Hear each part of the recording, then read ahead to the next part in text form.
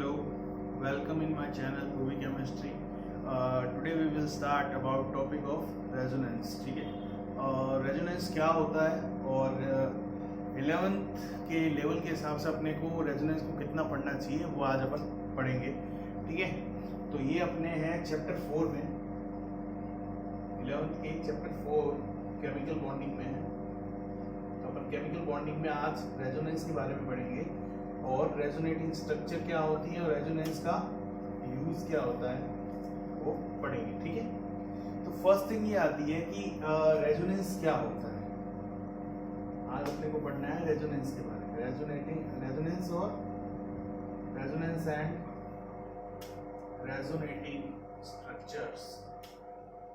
Resonance and resonating structures.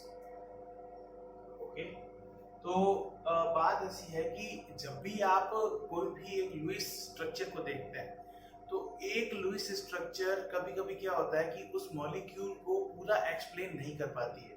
उस molecule के जितने भी बॉन्ड पैरामीटर्स हैं, जैसे बॉन्ड पैरामीटर्स में कौन कौन आते हैं?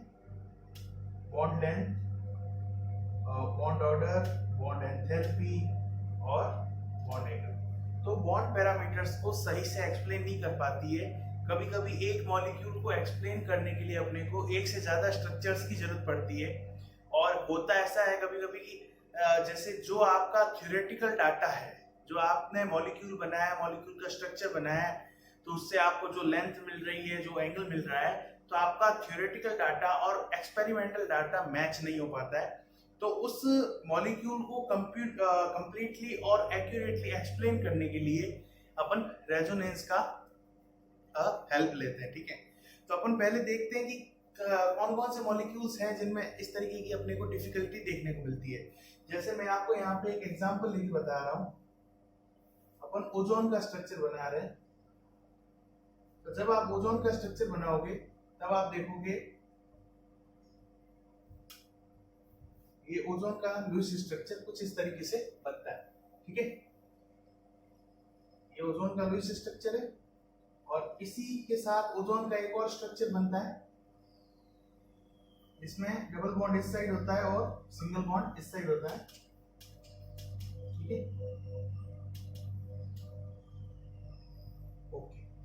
अब यहाँ पे आप देखेंगे कि जो डबल बॉन्ड की लेंथ है वो होती है आपके 121 पिकोमीटर. 121 पिकोमीटर और सिंगल बॉन्ड की लेंथ होती है वो होती है 148 पिकोमीटर. पिकोमीटर एक यूनिट है लेंथ की जो 10 की पावर -12 मीटर के इक्वल में होता है. ठीक है, तो इसमें आपको कंफ्यूज होने की जरूरत नहीं है. तो जब आप ओजोन की बात करते हैं तब इसका एक बॉन्ड कितना आता है? 121 पिकोमीटर और एक बॉन्ड कितना आ रहा है? 148 पिकोमीटर. ठीक है, सेम टू सेम यहाँ पे भी होगा. इसको मान लो अपन ने स्ट्रक्चर फर्स्ट नाम दे दिया, इसको क्या दे दिया? Structure second.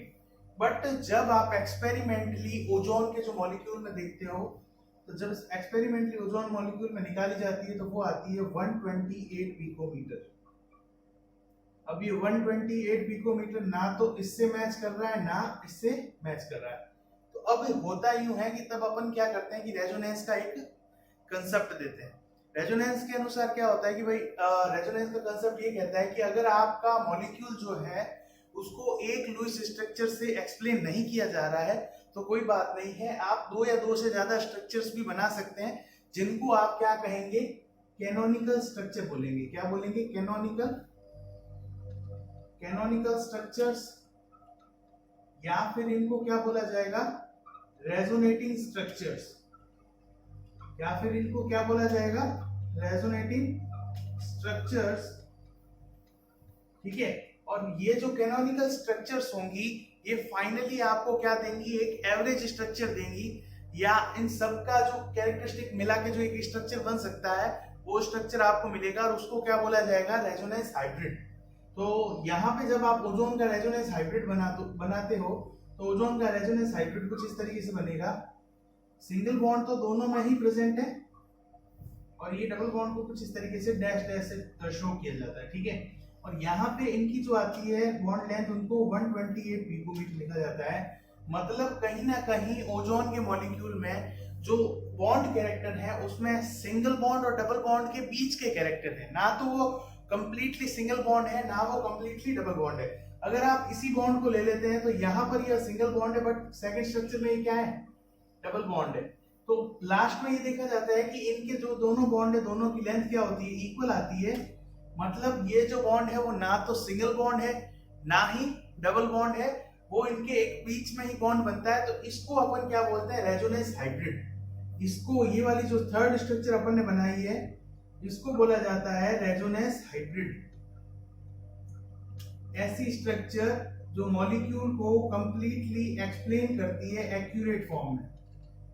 रेजोनेंस हाइब्रिड अपने को ओजोन मॉलिक्यूल को कंप्लीटली एक्सप्लेन कर रहा है, और इसी को बोला जाता है इसका रेजोनेंस हाइब्रिड। और ये दोनों जो होती है इनको रेजोनेटिंग स्ट्रक्चर्स बोला जाता है। रेजोनेंस हाइब्रिड में आप हमेशा एक बात याद रखेंगे, रेजोनेंस हाइब्रिड सबसे लो एनर्जी की स्ट्रक्चर होती है। सबसे लो एनर्जी का स्ट्रक्चर जो होता है उसको रेजोनेंस हाइब्रिड बनाया जाता है, और लो एनर्जी का स्ट्रक्चर होने के कारण ये क्या होगा, स्टेबल होगा। तो मेन ओजोन की अपन ये दोनों ही स्ट्रक्चर लिखते हैं, बट जो मेन ओजोन की सही स्ट्रक्चर आती है वो कुछ इस तरीके से आती है, ठीक है। तो आप इन दोनों को भी गलत नहीं कह सकते, बट यहाँ पे एक स्ट्रक्चर को अगर आप लेकर पूरे ओजोन मॉलिक्यूल को एक्सप्लेन करना चाहते हैं तो वो पॉसिबल नहीं है, क्योंकि आप यही देख रहे हैं कि फर्स्ट स्ट्रक्चर में तो ये सिंगल बॉन्ड है, पर सेकंड स्ट्रक्चर में ये जो बॉन्ड था वो क्या हो गया है, डबल बॉन्ड हो गया है। तो आप एक स्ट्रक्चर से इसको एक्सप्लेन नहीं कर पा रहे हैं, बट आप इन दोनों स्ट्रक्चर को मिला के इसको आराम से एक्सप्लेन कर सकते हैं। तो इन सभी स्ट्रक्चर्स को बोला जाता है कैनोनिकल स्ट्रक्चर्स या रेजोनेटिंग स्ट्रक्चर। रेजोनेटिंग स्ट्रक्चर में number of atoms, number of bonding pairs, number of lone pairs कुछ भी चेंज नहीं होता है, सब सेम रहता है, बट उनकी पोजीशन थोड़ी बहुत चेंज होती है। जैसे यहाँ पे ओजोन में ऑक्सीजन तो सब सेम है, बट यहाँ पे सिर्फ और सिर्फ इलेक्ट्रॉन की पोजीशंस का थोड़ा फर्क पड़ता है। रेजोनेटिंग स्ट्रक्चर में बोला जाता है delocalisation of electron. Delocalisation of electron मतलब इलेक्ट्रॉन जो है वो घूमते रहते हैं पूरी स्ट्रक्चर में, बाकी स्ट्रक्चर में कुछ भी चेंज नहीं होता है। जैसे आप यहाँ पे देख सकते हैं, यहाँ पे क्या है, तीन बॉन्ड है, यहाँ पर भी क्या है, तीन बॉन्ड है, यहाँ पे 3 ऑक्सीजन है, यहाँ पर भी 3 ऑक्सीजन है, यहाँ पे एक सिंगल बॉन्ड है, यहाँ पर भी एक सिंगल बॉन्ड है, यहाँ पे एक डबल बॉन्ड है, यहाँ पर भी एक डबल बॉन्ड है। मतलब बाकी कोई भी चेंज नहीं हो रहा है, बस यहाँ पे सिर्फ इलेक्ट्रॉनों का थोड़ा डीलोकलाइजेशन होता है। इलेक्ट्रॉनों की मतलब कह सकते हैं अपन थोड़ी सी पोजीशन चेंज होती है, और जिससे अपने को नई स्ट्रक्चर देखने को मिलती है। और उसी की दोनों की एवरेज स्ट्रक्चर जो होती है उसको रेजोनेंस हाइब्रिड बोला जाता है। और जो ये एवरेज स्ट्रक्चर है वो उस मॉलिक्यूल को कंप्लीटली एक्सप्लेन करती है। अब एक बात आती है कि रेजोनेटिंग स्ट्रक्चर में रेजोनेंस को डबल हेडेड एरो से शो किया जाता है। डबल हेडेड एरो एक ऐसी लाइन जिसके दोनों साइड एरो हो, तो इन दोनों को अपन कैसे शो करेंगे, इस तरीके से। ये निशान लगने का मतलब क्या हो गया कि ये और ये फर्स्ट एंड सेकंड स्ट्रक्चर जो है वो क्या है, रेजोनेटिंग स्ट्रक्चर है। रेजोनेंस हाइब्रिड को 3 लाइन से शो किया जाता है इस तरीके से।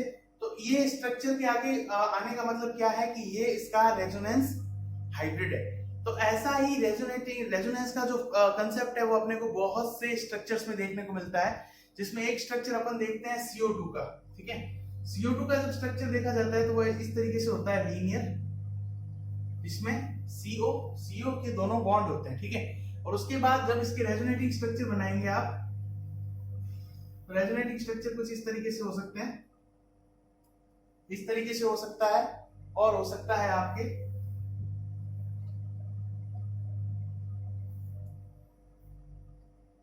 इस तरीके से। मतलब ये देखेंगे कि यहाँ पे जो इलेक्ट्रॉन है वो क्या हो रहे हैं, तो यहाँ के जो इलेक्ट्रॉन थे वो यहाँ पे आ गए, ठीक है, और ये ऑक्सीजन क्या हो गया, यहाँ पे पॉजिटिव हो गया, ठीक है। तो ये दोनों इनकी क्या बोली जाएंगी, रेजोनेटिंग स्ट्रक्चर्स बोली जाएंगी। कि ये यहाँ पे CO2 की रेजोनेटिंग स्ट्रक्चर है, जिसमें एक साइड ट्रिपल बॉन्ड, एक साइड सिंगल बॉन्ड, एक साइड ट्रिपल बॉन्ड, एक साइड सिंगल बॉन्ड।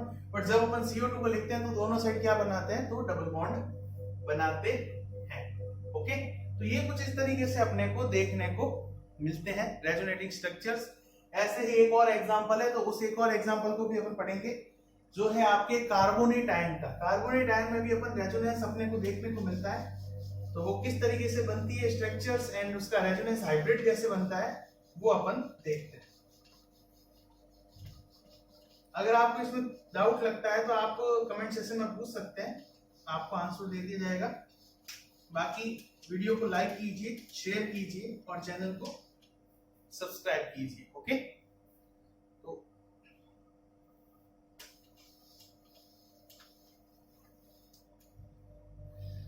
अब अपन पढ़ रहे हैं कार्बोनेट का। ठीक है, तो कार्बोनेट में कितनी रेजोनेटिंग स्ट्रक्चर बनेगी? कार्बोनेट का फॉर्मूला होता है CO3 2-। तो जब कार्बोनेट को बनाया जाता है तो यहाँ पे एक डबल बॉन्ड और 2 सिंगल बॉन्ड ऑक्सीजन के साथ प्रेजेंट रहते हैं और यहाँ पे क्या होता है, दोनों पे माइनस होता है। तो इनकी दो स्ट्रक्चर बनाई जाएगी, तब एक बार यहाँ पे दोनों पे माइनस हो गया, एक बार यहाँ पे और यहाँ पे माइनस हो गया और ये क्या हो गया, डबल बॉन्ड हो, और एक बार यहाँ पे O माइनस और यहाँ पे डबल बॉन्ड आ गया है, यहाँ पे डबल बॉन्ड आ गया, देन एक बार यहाँ पे डबल बॉन्ड हो। ठीक है, ये तीनों ही कार्बोनेट आयन की क्या होती है, रेजोनेटिंग स्ट्रक्चर होती है। मतलब जो माइनस चार्जेस हैं वो तीनों ही ऑक्सीजन पर घूम रहे हैं। मतलब माइनस चार्ज का मतलब क्या है, इलेक्ट्रॉन्स। तो इलेक्ट्रॉन्स का जो है वो तीनों ही ऑक्सीजन पर क्या हो रहा है, डीलोकलाइजेशन हो रहा है, या ये घूम रहे हैं यहाँ पे। तो जब इनका रेजोनेंस हाइब्रिड बनाया जाता है तब इनके रेजोनेंस हाइब्रिड को कुछ इस तरीके से शो किया जाता है, oxygen oxygen and oxygen. Then यहाँ पे आप तीनों में ही क्या कर सकते हैं, डबल बॉन्ड कैरेक्टर शो कर सकते हैं। डबल बॉन्ड कैरेक्टर कैसे, डैश डैश, मतलब तीनों ही बॉन्ड में कुछ ना कुछ डबल बॉन्ड कैरेक्टर आता है। आप देख सकते हैं यहाँ पे ये दोनों सिंगल बॉन्ड है, यहाँ पे जो ये सिंगल बॉन्ड था वही डबल हो गया, और यहाँ पे जो ये सिंगल बॉन्ड था वो डबल हो गया। मतलब तीनों ही बॉन्ड में कुछ ना कुछ डबल बॉन्ड कैरेक्टर आते हैं। और उसके बाद कितने एटम में चार्ज का डिस्ट्रीब्यूशन हो रहा है, 3। तो इनके ऊपर कुछ इस तरीके से चार्ज को लिख दिया जाता है, 2/3 माइनस 2/3 माइनस और 2/3 माइनस, मतलब 2 का चार्ज है और 3 में डिवाइड हो रहा है। तो ये इसका रेजोनेंस हाइब्रिड बनता है, इसका कार्बोनेट आयन का। तो इस तरीके से कुछ अपने को रेजोनेंस का कंसेप्ट पढ़ना है। अब बात ये आती है रेजोनेंस का कंसेप्ट यूज कहाँ आता है, या इसका मेन होने का रीजन क्या है। तो रेजोनेंस का कंसेप्ट जो है वो रेजोनेंस स्टेबलाइजेशन प्रोवाइड करवाता है। मतलब जितनी ज्यादा रेजोनेटिंग स्ट्रक्चर बनेगी उतना ही वो कंपाउंड या जो आपका मॉलिक्यूल है वो स्टेबल होगा। बेंजीन जो आपने नाम सुना होगा, आई थिंक बेंजीन ऑर्गेनिक का सबसे पॉपुलर कंपाउंड है ऑर्गेनिक केमिस्ट्री का, जिसको इस तरीके से रिप्रेजेंट करते हैं। तो बेंजीन के भी स्टेबल होने का रीजन यही है कि उसमें रेजोनेंस पाया जाता है। ठीक है, रेजोनेंस प्रेजेंट रहता है उसमें, और उसी रेजोनेंस के कारण वहां पे अपने को ये स्ट्रक्चर्स देखने को मिलती है रेजोनेंस की।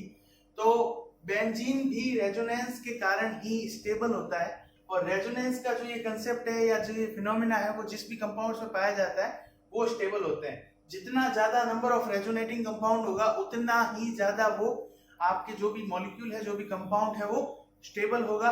एक बात आप याद रखें कि रेजोनेंस हाइब्रिड जो है आपका, ये जो आप रेजोनेंस हाइब्रिड की बात कर रहे हैं, ये रेजोनेंस हाइब्रिड इसकी सबसे लो एनर्जी होती है।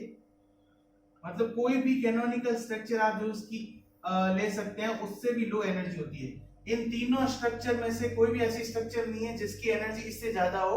इन सबसे लो स्ट्रक्चर इसी की होती है। रेजोनेंस हाइब्रिड की सबसे कम एनर्जी होगी, इसी कारण ये स्ट्रक्चर सबसे ज्यादा क्या होगी, स्टेबल होगी। उसके बाद सेकंड थिंग, आप रेजोनेंस से सभी बॉन्ड पैरामीटर को एक्यूरेटली एक्सप्लेन कर सकते हैं। यहाँ पे अपन बिल्कुल करेक्टली एक्सप्लेन कर सकते हैं कि यहाँ पे चार्ज का डिस्ट्रीब्यूशन कैसे हो रहा है, यहाँ पे बॉन्ड कैरेक्टर कैसे हैं, बॉन्ड लेंथ कैसी है। ठीक है, तो ये अपन रेजोनेंस के थ्रू इसको कंप्लीटली एक्सप्लेन कर पाते हैं। अब बात ये आती है रेजोनेंस को लेके कुछ मतलब अपने मिसकंसेप्ट्स भी होते हैं, जैसे कि क्या ये स्ट्रक्चर रियली होती है। ये पूरा कंसेप्ट इमेजिनरी कंसेप्ट है, ये पूरा कंसेप्ट इमेजिनरी कंसेप्ट है। वास्तव में ऐसा मतलब कोई भी स्ट्रक्चर्स का और फिनोमेना देखने को नहीं मिलता है। ठीक है, वास्तव में अपने को क्या मिलता है, जैसे अपने पास होगा कार्बोनेट आयन, वो एक ही कार्बोनेट आयन होगा, बट अपन ने अपनी सुविधा के लिए उसको समझने के लिए क्या किया है, यहाँ पे उसकी स्ट्रक्चर्स अलग अलग बनती है और उनको एक्सप्लेन करने के लिए। ठीक है, बाकी ऐसी स्ट्रक्चर्स ये जो अपन ने बनाई है ये वास्तव में इनका कोई एग्जिस्टेंस नहीं है।